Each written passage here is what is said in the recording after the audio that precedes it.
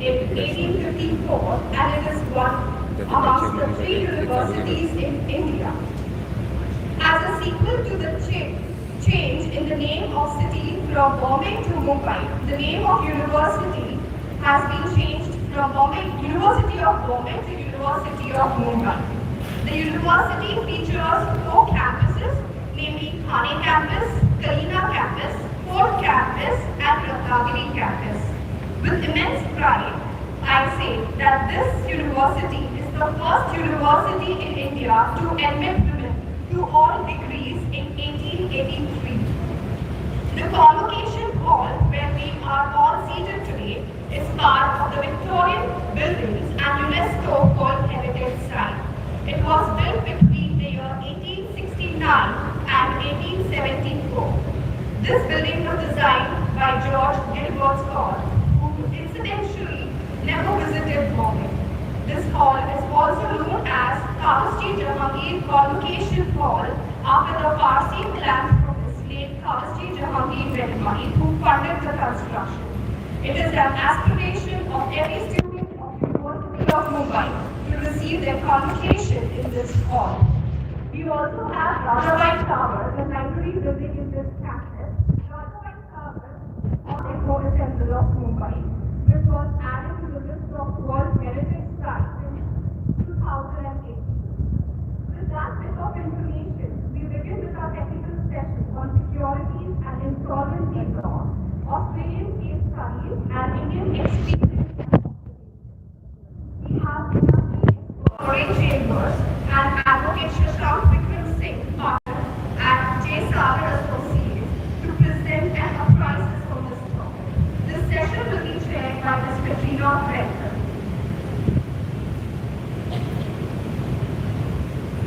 Everyone here knows Ms. Helen Darty and Ms. Katrina Brenton. I would now like to introduce Mr. Shashank Vikram Singh.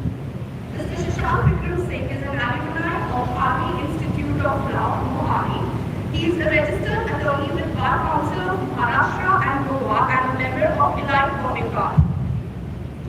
Mr. Shashank Singh practice area are corporate and finance. He is part of the corporate practice group of JSA, Jaisal and Associates, and specializes in investments and acquisitions in energy, infrastructure, transport, telecom, broadcasting space. This practice covers the entire gamut of providing strategic advice on project development and regulatory issues in private equity investments, joint ventures, and strategic acquisitions in infrastructure assets across various verticals, including energy, transportation, oil, gas, urban infrastructure, telecom, and media. Over the last 13 years, Mr. Shashank Singh has been associated in advising on some of the largest and precedent-setting investments in Indian renewable energy sector. He has anchored major cross-border investment, financing and domestic deals, and has a broad range of experience in infrastructure sector. We also have with us Mr. Mehul Shashank Singh, who is also an advocate. Ma'am, please come forward. I would request Dr. Swati Rodella to welcome and present memento to Mr. Shashank Vikram Singh. I said, tell you anyone who Ma'am, please come up on campus.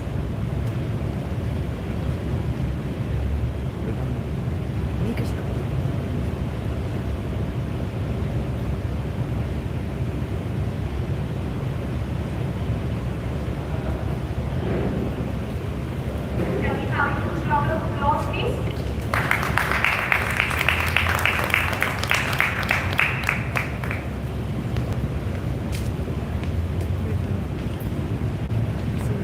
Madam Habib, please. Ma'am, Thank you, sir. Thank you, ma'am. I would now request Dr. Sanjay Sagar, please be present on the dais. Dr. Jala is an assistant professor at Department of Law, University of Mumbai. He is a full-time professor at our department. He has over 15 years of teaching experience. He is a full medalist for LLM program and many research papers published on human rights. He has attended many national as well as international conferences.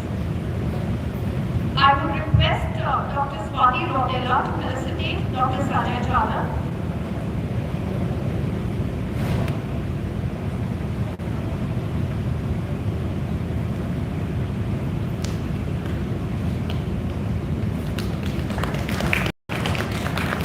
We also have on the dais Professor Mr. Sheetal Kumar Sethia and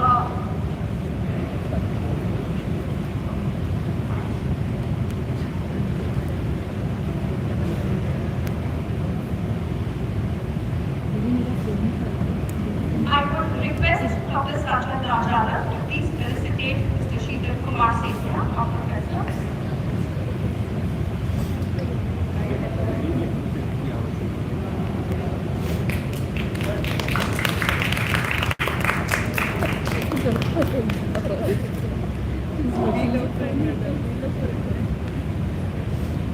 Thank you, sir. We may now commence our technical sessions. Over to you, Ms. Rector.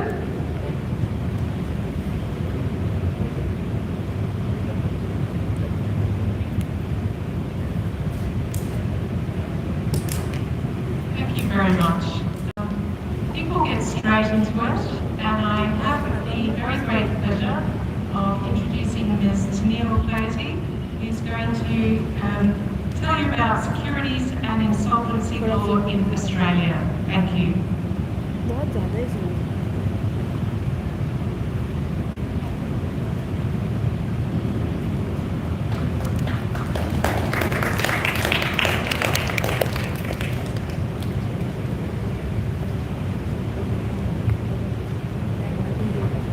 Thankfully, there's a box here so you can see me.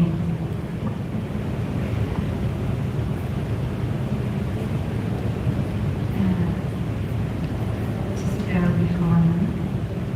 And I can't see my slides down there, so you'll have to excuse me if I'm fumbling at a paper up here. I just wanted to correct one thing this morning. Yesterday, when I introduced Peter, I think I told you he started his career in 2013. It should have been 2003, so he is actually 10 years older than I gave him credit for yesterday. So my apologies, Peter. First, I'm not going to get through the totality of the slides in my presentation, so if at the end there's something on a slide that you want to come and talk to me about, then please by all means do so. I think I was a bit ambitious in terms of what I might get through in half an hour. Secondly, I wish to recognise the traditional owners of our country throughout Australia and their continuing connection to the land, culture and community. And I pay my respects to our elders past and present. I acknowledge, accept and agree that sovereignty was never ceded. Third, I wish to thank you all for coming and for having me and for letting me experience your beautiful country. I am most humbled by you and your generosity. I stood on my balcony at the Royal Bombay Yacht Club last night from a very privileged position. And I stared out of my window to the still warm evening, which was full of sounds, smells and sights. And I pondered the secrets and stories of this beautiful city. You are each one of those stories, and I want to share with you some advice from someone far more learned than me. But it doesn't matter where you came from. What matters is where you're going and what you do along the way. So I hope that you take that with you through the rest of your studies. So I'm going to give you a rundown on the Australian regulatory framework. I'm going to talk you through very briefly, given the time, the key acts that govern that framework. Those being the Corporations Act and the ASIC Act, and ASIC stands for the Australian Securities and Investment Commission. I'm going to give you a brief overview of some of our regulators, because we have a lot. That being ASIC, the ATO, which is the Australian Taxation Office, the ACCC being our consumer regulator, and AUSTRAC being our trade and anti-money laundering regulator. And then we're going to take a brief walk through our insolvency regime and have a brief touch on international insolvency, if I can get through all of that. Like if you put it like So if I can have the next slide, please.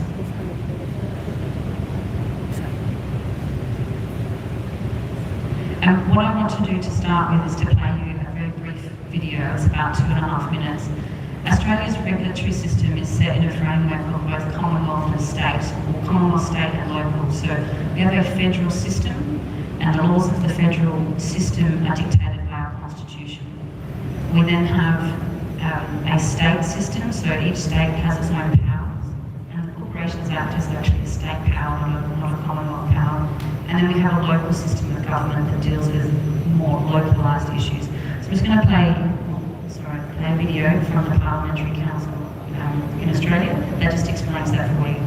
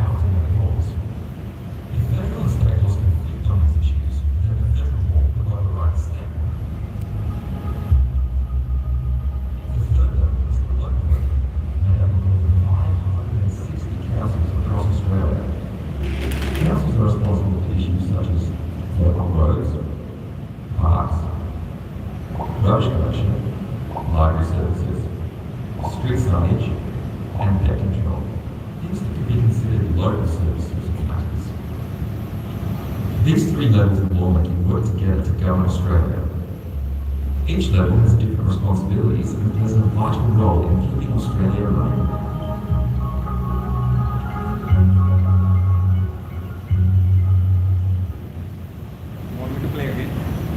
You don't want me to play that again, do you? I can circulate it around if you like, so you can watch it in your own time. But essentially, the nutshell is three systems of government. They all work together to govern Australia. And the power to make laws in respect of corporations is actually a state power. And prior to 2001, various states of Australia had various versions of a corporations law that weren't simply working. There was a national system that the High Court overturned a number of judgments that said this is not how it's not working how it should be. So in about 2000, all of the states got together and decided to refer the corporations' power up to the federal level so that we could have Commonwealth legislation that governed the whole of Australia, notwithstanding it's a power that belongs to the states. And as a result of that, in 2001 we got the Corporations Act and the ASIC Act.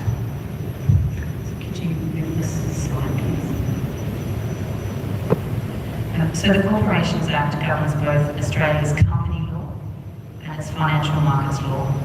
It provides for the formation, governance and termination, including through winding up or liquidation, and it provides a whole raft of insolvency measures. And they are in relation to companies and managed investment schemes. More specifically, the relevant question, more specifically the Corporations Act deals with the question of how to do business in Australia. So it governs the structures by which a foreign company can conduct business in Australia, the procedures for acquiring a significant stake in public companies. It details the directors' duties, shareholders' protections, reporting and other corporate governance matters, and then sets out an insolvency regime. There are both criminal and civil consequences for breaching the Corporations Act, various provisions of the Corporations Act, and in particular, if I take the director's duties for a moment, Directors have duties to act with care and diligence of a reasonable person, to act in good faith for a proper purpose, to disclose any material personal interest, to not improperly use your position, to not improperly use information, to prevent insolvent trading, and there are also duties around financial disclosure. So some of those duties are civil, and some of them are criminal, and some of them are mixed.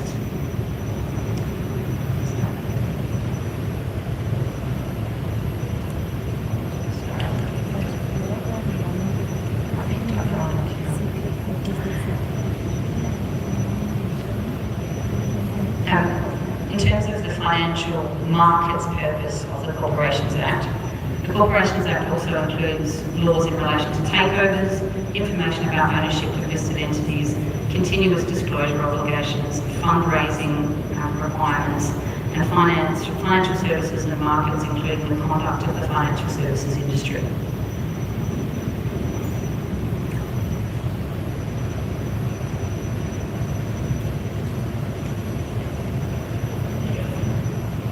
Actually, if you could go back one for a second, Harry. The Corporations Act creates a number of offences which are relevant to anyone offering financial products or services, trading in financial products or financial services.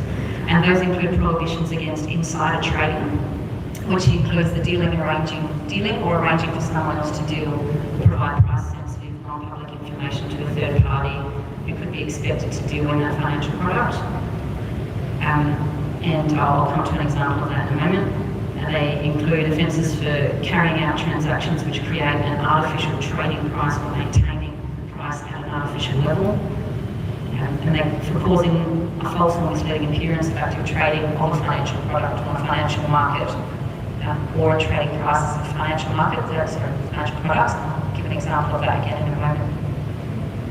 Offences for undertaking fictitious or artificial transactions which manipulate the trading price. Offences for making statements that are false or misleading, which might induce someone to trade, so to buy a share, or have the effect of increasing, reducing, or stabilising the market price. For inducing someone to trade by making statements that are misleading, false or deceptive, and engaging in dishonest conduct in relation to the provision of financial products or services.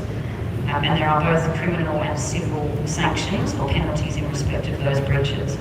And it's ASIC, the Australian Securities Investments Commission, that is responsible for administering the Corporations Act. So if you can skip the page. So you can see that photo up there of a man in the middle flanked by his two very serious barristers. His name is Jonathan Moylan, and he was involved in a market manipulation case. He's only a young guy, about 26. But he was an anti-coal campaigner. And Whitehaven Coal is and was an Australian publicly listed company that mined and produced coal in Australia.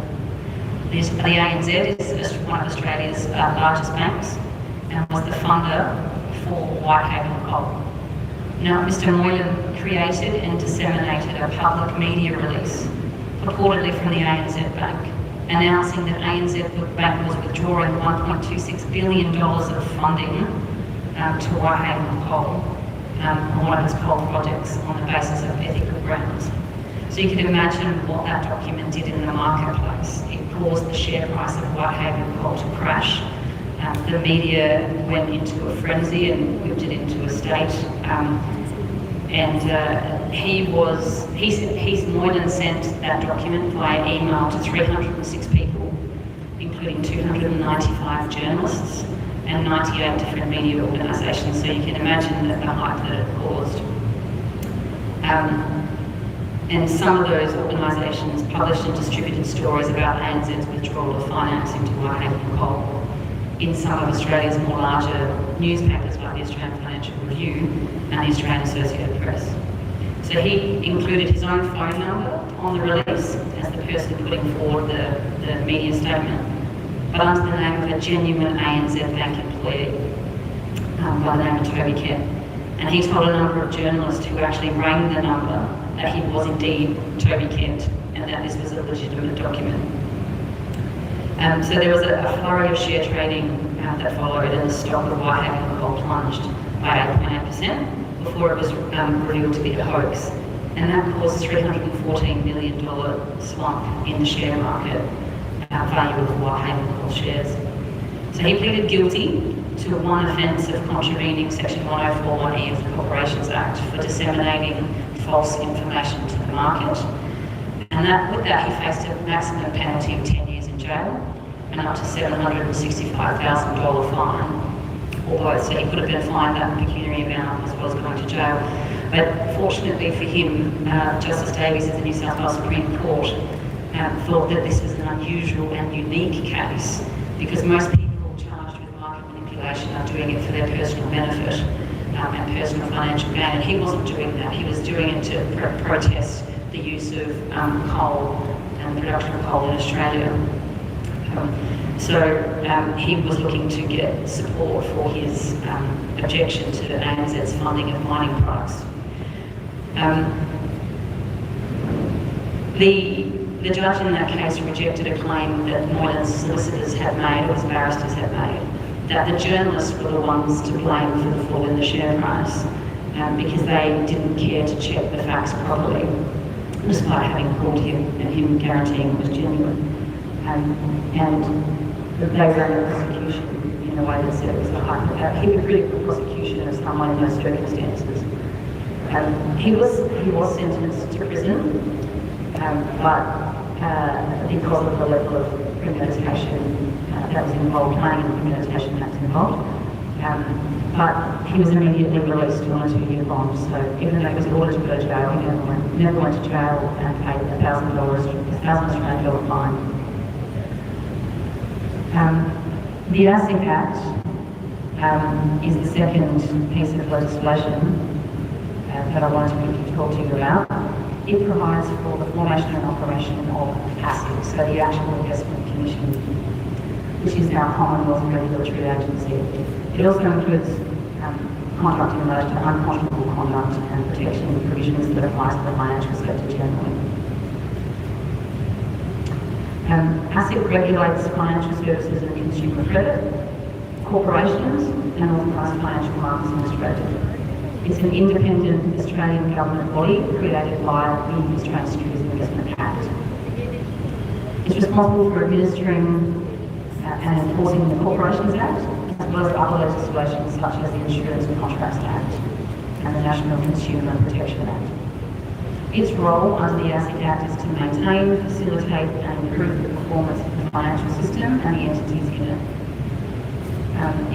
Its role is to promote confident and informed participation by investors and consumers in the financial system, to administer the law effectively with minimal procedural requirements, to receive, process and store efficiently and quickly information that it receives,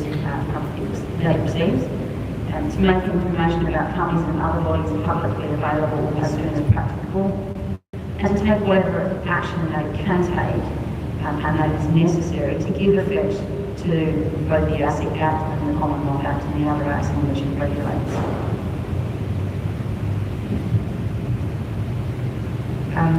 ASIC licenses and monitors financial services businesses to ensure that they're operating efficiently, honestly and fairly within Australia.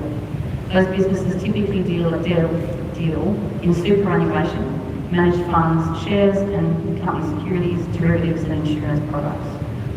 ASIC licenses and regulates people and businesses engaging in consumer credit activities, including banks, credit unions, finance companies and mortgage and finance brokers. ASIC also assesses how effectively authorised financial markets are actually complying with their legal obligations to operate in a fair, orderly and transparent market. And ASIC supervises trading on Australia's domestic licensed equity, derivatives and futures markets. So ASIC itself can take enforcement action to punish wrongdoers, to protect investors, to preserve assets, to prevent or disrupt misconduct, to correct disclosures, to enforce affected investors or consumers, or to ensure that they are remediated for their concerns, and to improve compliance with laws that ASIC administers. So there are three broad types of enforcement action that ASIC can take to achieve the specific outcome. They are criminal proceedings, civil proceedings or administrative and other enforcement actions, so bannings or fines. So on the next slide, I think, case example. Just very briefly, because I'm already running short on time. I did a consulting position with ASIC when I was working in Sydney, and I came on board to help investigate a market manipulation case where ASIC had information to suggest that a number of large Australian banks and financial institutions were behaving in a way to manipulate the bank bill swap rate. Maybe it doesn't sound particularly exciting, but it all stems off an investigation from the UK in relation to the LIBOR proceedings. And so that stemmed an investigation into whether or not Australian banks were manipulating the bank bill swap rate. And the evidence showed, and I recall seeing the communications between internal staff within various banks where they were intentionally pushing the rate up in the last 5 minutes of the day. And it was very difficult to establish. Basically, we had thousands and thousands and thousands of documents to review to determine whether or not, as a whole, these entities were intentionally attempting to manipulate the bank bill swap rate. All of the banks except for Westpac settled with ASIC, and they settled for large fines of up to $25 million, which is a large fine in Australia for this type of corporate conduct. Westpac disputed the charges and took it to court. And Westpac won on 15 of the 16 charges, but lost on one. So that ASIC was able to establish that in one case, Westpac had engaged in unconscionable conduct throughout 2010 by seeking to manipulate that bank bill rate, and it was guilty of market manipulation. It wasn't guilty of market manipulation, I'm sorry, it was guilty of unconscionable conduct. But notwithstanding that, and notwithstanding the other banks that settled for $25 million, the maximum penalty the court could impose was $3.3 million. So it was worth Westpac running its defence against the charge, so that the penalty that it paid was significantly less. Another example that I have from my time at ASIC was about the failure to inform the market of certain information. So I was running an investigation for ASIC where a mining company had allegedly convened the Corporations Act by failing to notify the Australian Stock Exchange that it had expected production in gold for the financial year to be lower than they had already reported to the market. Instead of actually telling the market, it went around and told various analysts, so people that write the information about companies that get published. And doing so, that information started a trading frenzy in the shares of that organisation. So we conducted an investigation, went through the company and found that it had in fact been telling different analysts information. And this was the first kind of prosecution of that kind in Australia. And it went to court, went to trial, and ASIC succeeded in its claim and got the maximum penalty payable, which was unfortunately only $1.2 million. So I think the legal cost of getting it to trial far outweighed the penalty that was paid. But from ASIC's point of view, that's not the purpose of ASIC. It's the regulator that needs to protect the interests of the public. And one final case example in relation to ASIC. So ASIC also works in regulating managed investment schemes or prosecuting unlicensed or unregistered managed investment schemes. And I worked on a number of years ago where ASIC got some information that a particular former lawyer out of Adelaide was essentially a Ponzi scheme. I assume you all know what a Ponzi scheme is.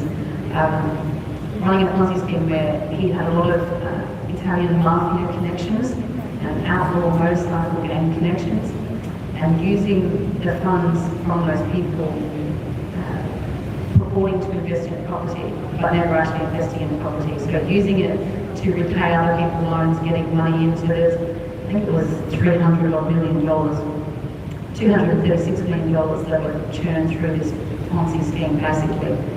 And the lawyer wasn't a registered provider of managed investment schemes, hadn't produced a public disclosure statement. So ASIC took a position, appointed procedures, so So I came on board to act for receivers and liquidators that went in and found that there was a Ponzi scheme of 10 companies. So we had to piece together what they've been doing, where the funds have gone, including internationally, and try to claw back some of that money. It's an interesting for me case.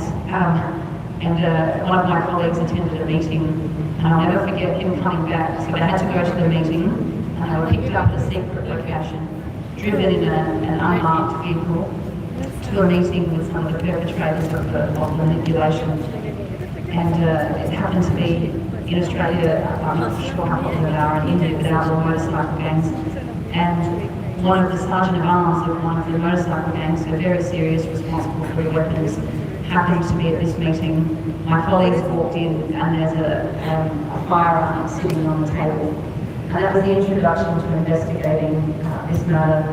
And quite politely, the gentleman said to my colleagues, well, you're very lucky.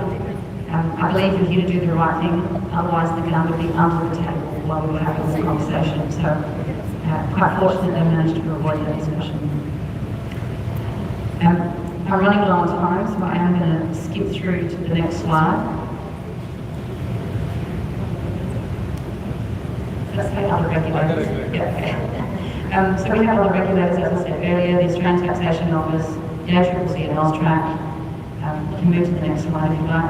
The Taxation Office is our principal revenue collection agency for the Australian Government. Its role is to effectively manage and shape the tax and superannuation systems and support and fund Australians. Much of its role is enforcing and recovering unpaid taxes using various debt recovery mechanisms, but also investigating tax evasion and fraud, which is the work that I do for the tax office. The ACCC is the Australian Competition and Consumer Commission. AUSTRAC is the Australian Transaction Reporting and Analysis Centre, and that essentially enforces or is provided for the Anti-Money Laundering and Counter-Terrorism Financing Act. And ASIC has intelligence capabilities that taps into all of those regulators. So you can move on. I'm just going to briefly go through the insolvency law structure in Australia. We have a system of personal insolvency law, and that comes under our Bankruptcy Act, and our corporate insolvency, which comes under the Corporations Act. We're not going to talk at all about the Bankruptcy Act today. There's been a few recent inquiries in Australia to make our system work better, and as taking on some lessons from COVID, the COVID pandemic, and how legislation needs to be changed to deal with that. I won't go through any of that now. Australia, our corporate insolvency system has three key elements, the first of which is voluntary administration, the second is receivership, and the third is liquidation, which means it's terminal and you've got to wind up the affairs of the company. Voluntary administration is a process that came into our legislation in 1993, and the purpose of voluntary administration is to see if you can revive the company. So you make an assessment as to whether or not this is a company that can continue, and if so, then you go through a process of working out how we sell the assets for the business or restructure the organisation so that it can continue as an entity. It's a very fast and easy system to implement. It just takes a resolution of the directors of the organisation to say that the company is insolvent or likely to be insolvent, but it will be able to continue to trade. They make a resolution and a voluntary administrator gets appointed. And a voluntary administrator is someone who is regulated by ASIC. There's no court involvement, the court doesn't need to get involved, and the only time a court gets involved in a voluntary administration is if the administrator goes to court and seeks directions from the court. So we'll seek directions as to creditors' standing, any issue that comes up. Often in administration you'll get applications to extend the time period for the administration, because it is actually quite a small time period in which it can run. Once the voluntary administration has run its course, the company either continues by way of something called a deed of company arrangement, which I won't go through now, but basically it's an agreement, like a white knight comes in to save the business, and it's an agreement with them to trade. It gets handed back to the director, or it goes into liquidation. Receivership, so you can do the next slide, I think. here. I won't go through all those details. If you can go to, receivership. Receivership is generally privately appointed by a secured creditor, someone who's privately appointed by a secured creditor over all of the property of a company. And the purpose of the receivership is to realise that secured property for the benefit of that particular creditor. So it doesn't act in the best interests of any other creditor or any unsecured creditor, only the particular creditor that appoints them. For example, it's commonly a bank or someone with a charge over a piece of equipment. Receiverships don't normally have court involvement either, unless an application to court is required of a specific issue that comes up in the receivership. But we also do have the ability to have court-appointed receivers. That's a unique process in itself, and it applies in equity. So in any matter, you can have a receiver appointed by the court. Again, I won't go through those details. Receiverships can be quite disastrous for companies because when a receiver is appointed, it's usually over the trading assets and the income-producing assets of the organisation. So unless the company is very flush with assets and an ability to trade through, a receivership, unfortunately, most of the time will end up quite terminal for a company as well. And finally, there's winding up. It's about slide 26. Yeah, liquidation. And a winding up, which is also known as liquidation, that's the terminal procedure. It's intended to realise all of the assets of the company and to distribute them amongst the unsecured creditor. Firstly to the secured creditor who has a security, and then to any unsecured creditor that's left. Certain unsecured creditors, like employees, do have a priority. The tax office used to have a priority many years ago, but we thought it was unfair that the money would go back to the government instead of being distributed to the people that have actually worked in the business and remained unpaid at the time. In order to start winding up, there are a number of processes. One is a court appointment. So a creditor can send what's called a statutory demand to the company and say, you owe me money. If you don't pay it within 21 days, I'm going to go to court and ask the court to find that you're insolvent. Another process is the company can do it itself. So the company can make a resolution that says, we are insolvent, we can't continue to trade, we need a liquidator appointed. And shareholders can also make that resolution. Most liquidations are for insolvency purposes, and as I said, therefore terminal. Liquidators are also registered with ASIC and governed by ASIC, regulated by ASIC. Liquidators have very, very wide powers of investigation, clawing back transactions. For example, if the director had used company assets in a way that benefited him or a family member, the liquidator could come on board and claw that back for the benefit of creditors. So I've got my ding-ding, and I will honour and respect that. The only other thing I briefly wanted to mention was cross-border insolvency, and there is the model cross-border. So Australia has a cross-border insolvency act from 2008, which has adopted the United Nations Commission on International Trade Order for model insolvency. I understand India is not a signatory, so we don't have reciprocal rights.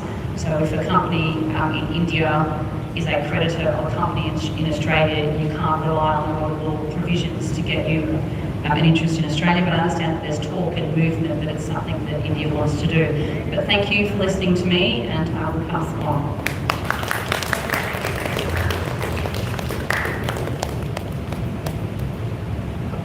Thank you very much, Tennealle, and I'm very sorry to have to rush you on your very interesting presentation. I now have the pleasure of introducing Mr. Shashank Singh, a partner at JSA Mumbai, to give commentary in respect of Tennealle's presentation. Thank you.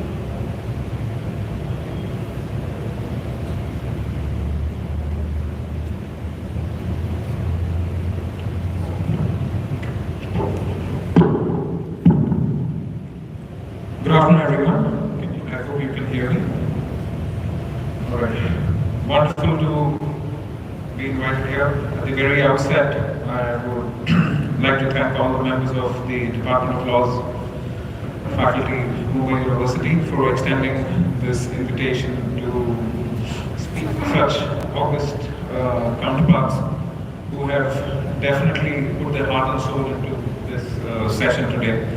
I feel truly honored to be sharing space with them. Before I commence any further, I'll indulge in a little bit of nostalgia. Professor Sheetal, as some of you have already told, taught me jurisprudence during my time at law school, and we remember him as one of those remarkable teachers that people would be lining up to attend lectures to. And I unfortunately was part of the bad apples of my college, and I would miss his classes and there was lax attendance, and like I often joke with him, this is his way of taking revenge for all the late assignments I gave him. So the circle of life definitely seems to be flat. A little bit about myself so that my young legal minds and future leaders of legal fraternity probably can relate better. I'm Shashank Singh. I am a student of Indian corporate laws, and in my free time I practice law at J. Sagar Associates, which is a leading law firm you may have heard of. I specialize in investments and acquisitions in the energy and infrastructure sector, and within that space I also advise corporations on their bids to acquire insolvent businesses and assets under the insolvency framework of India.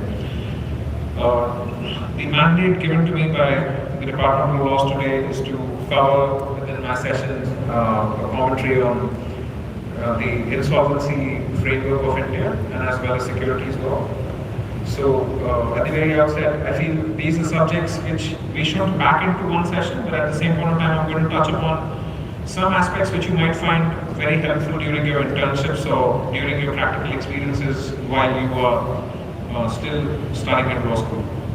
So how I structured this talk for you people is that I will firstly take you through bankruptcy and insolvency law in India. We'll touch a little bit about securities market in India and how various regulations have played a pivotal role in deciding how listings are done in India.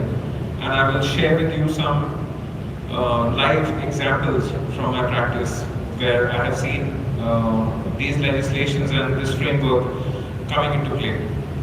So before we get into sections and codes, next slide please. The slide after that, thank you. Before we get into this, it's really important to understand, or it's really important to set a foundation. During the 90s, the Indian economy was liberalized. We were moving from a licensed economy to the first time to be a free market economy. Under a very phased approach, the consolidated FDI policy of India was introduced, and thus began what I refer to as the entry of India's growth engine. Corporations finally could set up their establishments in India. India was attracting big players who wanted to invest and diversify their operations, and all of this required capital. The entry of foreign firms into the Indian economy required capital. Indian firms which were looking to expand their business operations required capital, and hence I believe Indian businesses realized or woke up to the benefits of public money, or what we call the lender's money. And I hope someone had told me this in law school, but it's not actually your money that you run a business with. You take a loan from the bank. It's as simple as that. Some of you who come from business backgrounds would understand that, but this is something I caught on to quite late in my practice. And to illustrate with an example, any project is usually financed by 70% of debt and 30% of equity pooled by the investors.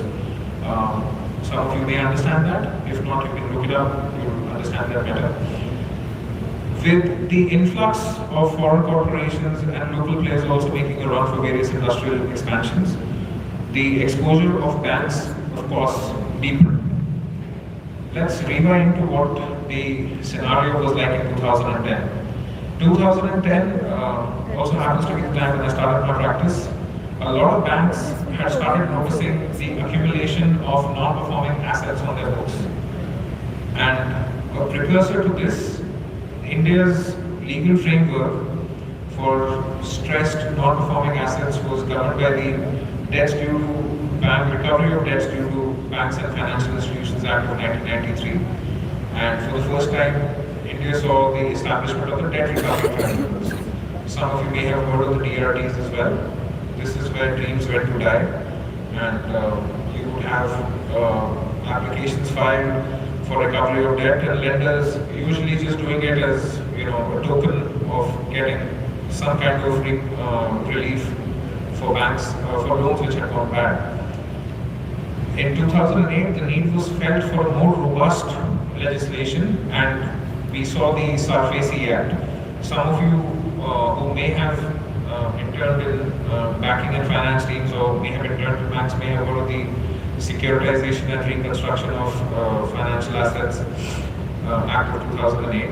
The SARFAESI Act was a watershed moment in the restructuring and insolvency framework of India, as for the first time the priority was given to securitization of the collateral which was provided as security for the loans. I hope all of you can follow what I'm talking about. If you have any questions, please feel free to raise your hands. The SARFAESI Act also introduced the concept of asset reconstruction companies and securitization companies.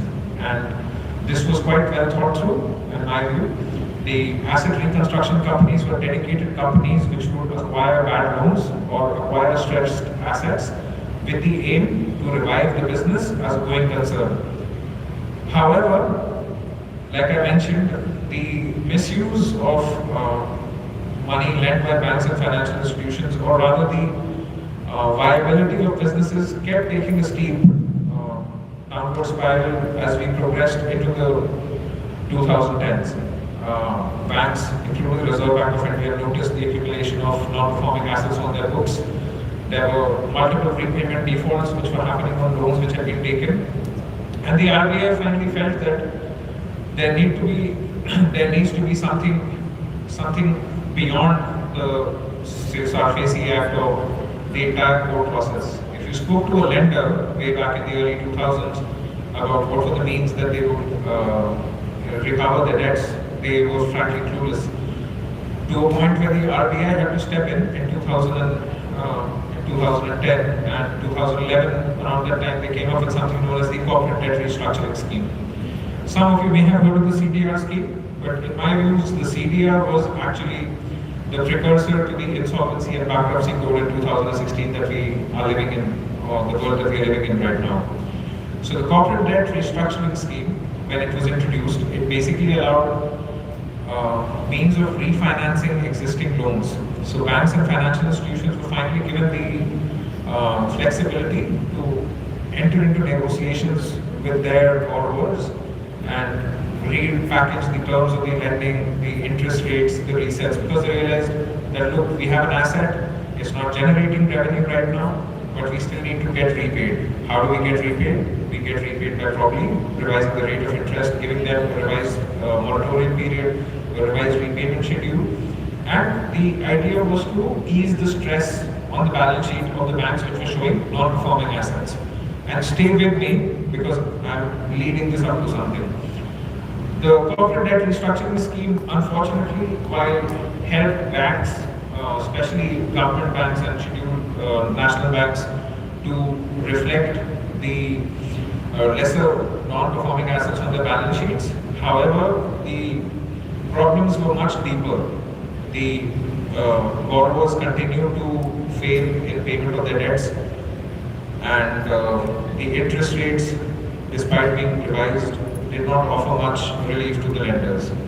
So the need was felt, and the banks sooner than later realized that the only way of getting any kind of restitution for the money which was already lent was to take control of the company. And the RBI then introduced the Strategic Debt Restructuring Scheme. Some of you may have heard of the SDR scheme. If not, I'm just going to give you a brief overview of what SDR is about. The Strategic Debt Restructuring Scheme called for something known as the Joint Lenders Forum, JLF. Now, why JLF? That's a very basic question. Some of you sitting in the audience right now may think that why the use of such complicated terms. What is JLF? What is Joint Lenders Forum? So I'm going to do a small case study with all of you from the Indian economy, which will help you realize, because my intent for all of you to follow this completely. Now, if we have, let's take any infrastructure project. It may be a road project, a national highway project. It could be the Trans-Harbour link that you are seeing being built between Navi Mumbai and Vashi. It could be the Bandra Valley Sea Link, or it could be any national highway on which toll is collected. Now, to build that, you need to have a concession agreement with the Government of India. The Government of India, acting through the National Highways Authority of India, gives the selected bidder the right to build a project highway. Once the project highway is constructed, the developer gets the right to collect toll and realize his investment in the project at a guaranteed IRR. That's really simple to understand. Perfect. Now, going further, there may be a case that the repayment of debt by the project company may not be perfect, or there may be cases of default. There may also be a case where, due to lack of approvals or certain project development issues, the project highway may not be completed or commissioned within the timeline that it should have been. This leads to a scenario where the bank, which has already lent 70% of the total project cost, is losing out interest, is losing out capital, and if these problems continue to persist, the loan given for the development of this project will eventually lead up to being a non-performing asset. I hope that's clear enough. Now, how do you get out of the situation? There is not much incentive for a developer who already has an asset which is defaulted or has not been commissioned to simply forget about this loan or forget about this project or terminate the concession agreement. Now, multiply and magnify this problem across sectors, be it hydroelectric projects, be it power projects, be it thermal power projects. The problem got even more magnified in late 2014 with the coal block judgment. I wonder whether some of you followed that piece of judicial pronouncement which came out in 2014. The Supreme Court of India basically illegalized any coal block which had been allocated to any corporation between the time period of the late 90s running up to 2014. This made most power projects in India unviable because they did not have the fuel to run the power project anymore. While the lenders watched haplessly. The lenders had limited rights when it came to these situations. However, the documentation in this entire framework, which allows for the lenders to step in for the substitution agreements or the project financing agreements under which the assets of that project would have been securitized. Banks were doing everything wrong, but at the same point of time, a very simple rule for you to understand insolvency is that a loan is given once a collateral is provided. So to get a loan, you need to provide security. Project financing 101, the most important security would be the project assets, except any critical infrastructure which is owned by the Government of India. For example, banks cannot create a lien on roads because that's public infrastructure. However, if you were developing a power project or a wind power project, the assets can be securitized in favor of the lenders. So you guys would have finally understood what a joint lenders forum may be. A joint lenders forum comes into play where there are more than one lenders in a given scenario. So capital intensive projects like road projects, hydroelectric projects, power projects, they require thousands of crores for development. So it's not just one bank which can provide that loan, there would be a consortium of lenders which would be providing that loan. I hope that's simple enough to understand. These consortium of lenders eventually were referred to as the Joint Lenders Forum, which would eventually take over control of the defunct company or the defaulting borrower, and thereafter find a substitute to run the company again and to revive it to repay the debt. That's the basic framework and groundwork of how insolvency resolution works in India. And once again, there was more bad news on the horizon, with power projects failing, with coal blocks having been deallocated. The Indian infrastructure sector and the Indian economy as such was looking at a huge debt pile of radioactive, non-performing assets sitting on the books. And finally, a call had to be taken. In 2016, we saw the Insolvency and Bankruptcy Code of 2016 finally being legislated and passed by the Parliament. This is, in my view, the turning point of insolvency resolution in India, and it has more or less defined a new age of restructuring and insolvency in India. Jurisdictions such as the United States, UK, even Australia for that matter, have always had very detailed and very robust insolvency resolution frameworks. The winding up framework in India was governed by the Companies Act 2013. And like I mentioned, and I took you back in time, we, as far as reconstruction of non-performing assets or recovery of debts was concerned, we had the Debts Due to Banks and Financial Institutions Act and the SARFAESI Act. With the introduction of the Insolvency and Bankruptcy Code, a few key things changed, which I believe even Indian business houses and promoters weren't ready for. The Insolvency and Bankruptcy Code provides a single comprehensive framework to deal with insolvency and bankruptcy processes. So why do we call it a single comprehensive framework? The reason why we call it a single comprehensive framework is very simple. As soon as an application for corporate insolvency resolution is filed before the NCLT, which is the National Company Law Tribunal, the operations of the company are more or less frozen. Because once the application is accepted by the National Company Law Tribunal, an interim resolution professional would be appointed to manage the affairs of the company. Have any of you had the chance of being exposed to insolvency resolution processes during your internships? Anyone in the house?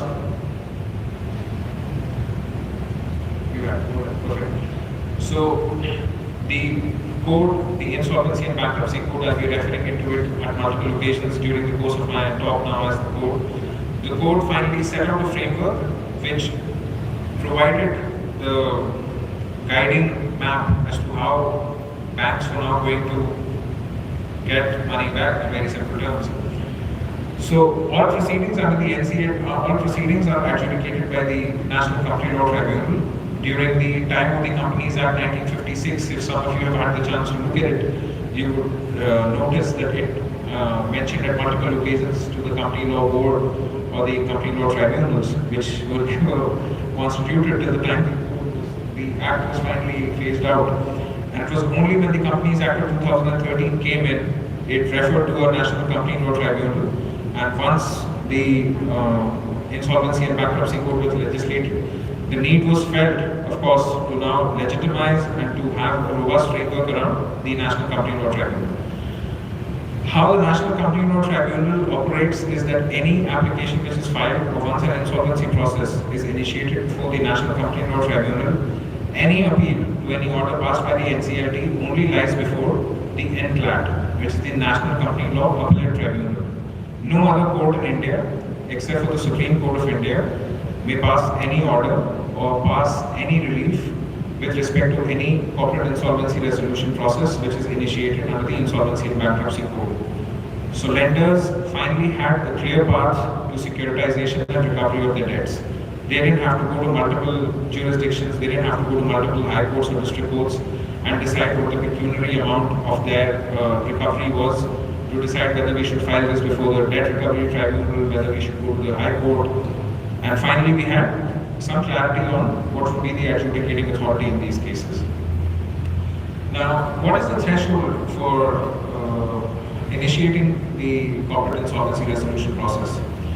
This is an interesting story there. If you look at the slide, you will notice that the corporate insolvency resolution process can be filed when a corporate debtor has committed a default in relation to a debt of at least 1 crore. Can any one of you tell me if 1 crore was always the monetary threshold of default at which an insolvency resolution could be filed? Any of you, take a stab at it. Never mind. So the first time ever when the code was brought into being, the monetary threshold of being trapped to the NCLT was as low as rupees 1 lakh, because the government was finally bearing its fangs. The government of India had had enough. And why had the government of India had enough? Because after 2 decades of defaulting loans, defaulting borrowers, and misuse of public money, the balance sheet of scheduled national banks was weak. I don't have any other language to probably describe this in, but national banks in which citizens of India had their savings parked ran the risk of being liquidated. That's how bad things were. If some of you followed the news recently, you would have noticed that a lot of scheduled national banks were amalgamated to form new banks.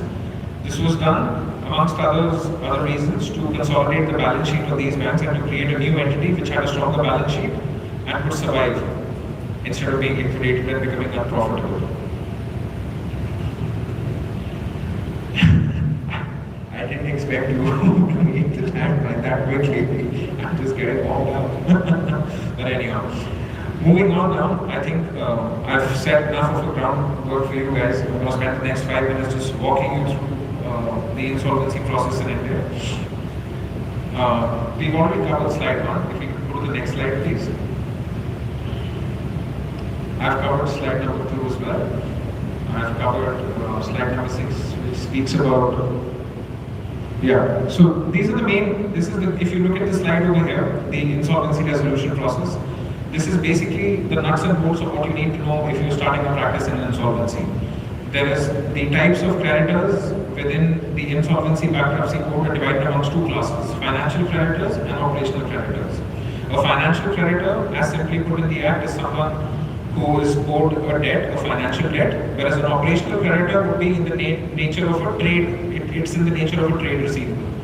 It is someone who, it's more of a transactional creditor, someone who may have lent you machinery to run a business, someone who may have sold you some equipment for which he's not being paid. That forms an operational creditor. The insolvency resolution process, I've already described to you. Then the committee of creditors, this is basically the joint lenders forum on steroids. The committee of creditors basically decides what is going to become of a resolution plan once it is submitted. You need 66% of a minimum approval of the 66% of the constitution of the committee of creditors need to approve a resolution plan before a plan is finally implemented. If you could go to the slide which speaks about insolvency resolution process, slide 11. We've already covered. We've already covered part 1, which speaks about the moratorium. The moratorium declared on the continuation and cessation of all legal proceedings against the corporate debtor. Once a company is admitted into corporate insolvency resolution, there cannot be any multiple proceedings in any other forum. Then if you owe or if you are owed any money by any corporation, you would have to go back to and become part of the corporate insolvency resolution process and get yourself admitted as one of the creditors amongst that process. With that, I believe I have covered enough on insolvency resolution process to make and to actually have a long-lasting impact of this session for all of you young students here. I would encourage all of you to go and spend some time reading the Insolvency and Bankruptcy Code. Read a little bit about the SRC insolvency resolution process. Go and read a little bit about the Bunge-Lloyd insolvency resolution process. Read a little bit about the Bush and Steele insolvency resolution process.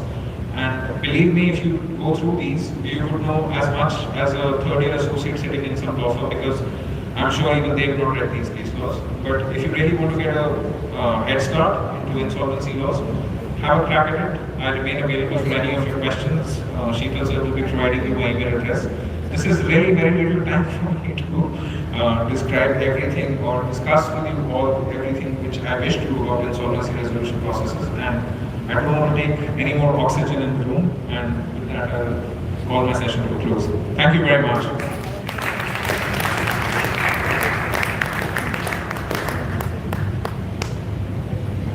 Question answer. Thank you very much. And again, I'm sorry to rush you, but we've got a full program today. I'd now like to invite Assistant Professor Sanjay Jadhav to come and share with some thoughts and reflections on this morning's discussions.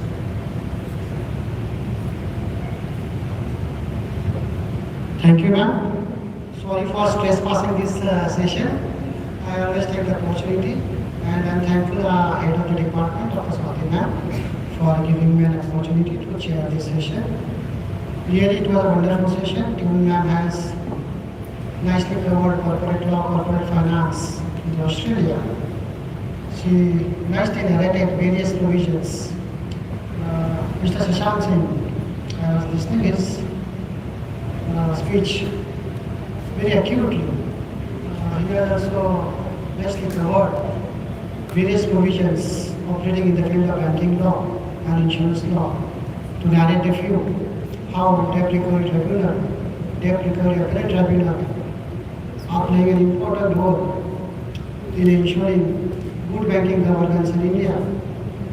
He has also nicely talked about the security laws in India and how insolvency and bankruptcy code, which we have in the year 2016, playing an important role. Now in this context, let me remind you, two important regulatory agencies in India is basically regulate banking financing and security financing. We have an RBI, Reserve Bank of India. I'm sure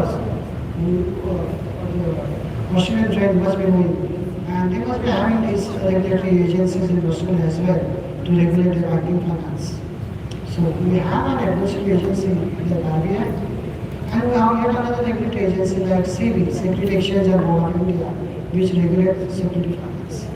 Now, why I would like to draw your attention over here, both the agencies are playing multifaceted role. Essentially, they are administrative agencies, but they are playing multifaceted role. They are doing quasi-legislative function, they are doing quasi-administrative functions, and they are doing quasi-judicial functions. If you look at the SEBI, it is enacting various rules and ordinances as well. It is adjudicating various issues, so on and so forth. So it's request to all my participants to look into this area to find its avenues and career in the field of security law. They can always have an interaction with the SEBI officials. You will get good avenues to do research. They can also have good avenues with the RBI office to do further research. So at the end, I must say, both the research persons have delivered us a very good intellectual foods to carry on and to think more in future to explore our legal knowledge in the field of business law. Thank you very much.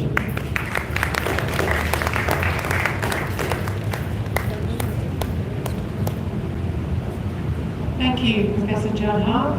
Well, that concludes